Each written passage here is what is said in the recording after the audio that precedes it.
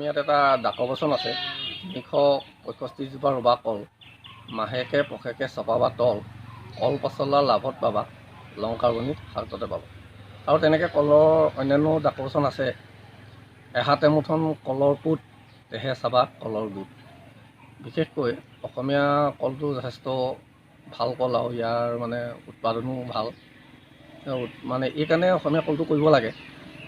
ইয়াৰ বেমাৰ আজাৰো খুব কম আৰু ইয়াৰ গছটো বহুত ভীমকলতে শক্তিশালী, খুব কম বতাহত ই নাভাগে আৰু মূল্যও যথেষ্ট পোৱা যায়।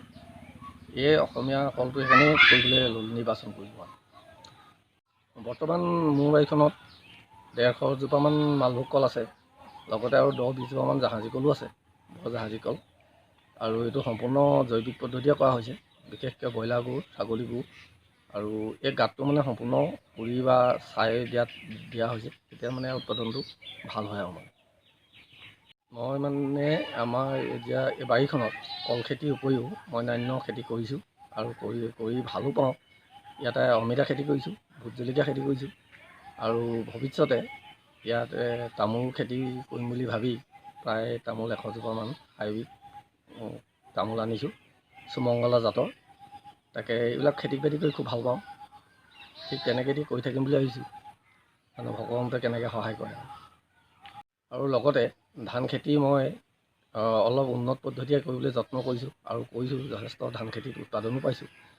আৰু ধান খেতিটোত বিশেষকৈ আমি জৈৱিক পদ্ধতিৰে কৰিলে আমি উৎপাদন বেছি হয় বুলি ভাবিছোঁ।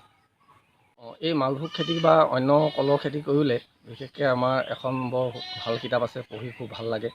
ডক্টৰ ৰাজেন্দ্ৰ প্ৰসাদ তেখেতে সেই কিতাপখনৰ নাম হৈছে উদ্যান শস্য সাৰথি। এই কিতাপখনত সকলো খেতিৰ সবিশেষ বিৱৰণ দিয়া আছে। বিশেষকৈ কল খেতিটো মই তেওঁৰ কিতাপৰ পৰা কৰি খুব লাভৱান হৈছোঁ বুলি ভাবিছোঁ। এতিয়া এই কল খেতিৰ উপৰিও যিখিনি অন্যান্য খেতি হয়, আমাৰ ইয়াত বিশেষকৈ আমাৰ থলুৱাত যিখিনি ডাঙৰ ডাঙৰ খেতিয়কসকলে খেতি কৰিছে, তেওঁলোকৰ ওচৰলৈ গৈ তেওঁলোকৰ দিহা পৰামৰ্শখিনি ল'বলৈ যত্ন কৰিছোঁ আৰু কৰোঁ। আৰু সেইদৰে তেখেতলোকৰ হেৰিত কৰিবলৈ যত্ন কৰিছোঁ আৰু কেনেদৰে কি হয় নাজানো, তথাপিতো ভাল ফল পাম বুলি আশা কৰিছোঁ। মালভোগ কলৰ এতিয়া থোকা হিচাপতকৈ গোট হিচাপত বিক্ৰী কৰা হয়। এটা কলত কম ধৰক ৫ টকা আৰু এথোকা কলত ১০০, ১২০টা, ১৩০টা এনেকুৱা ধৰণৰ কল হয়।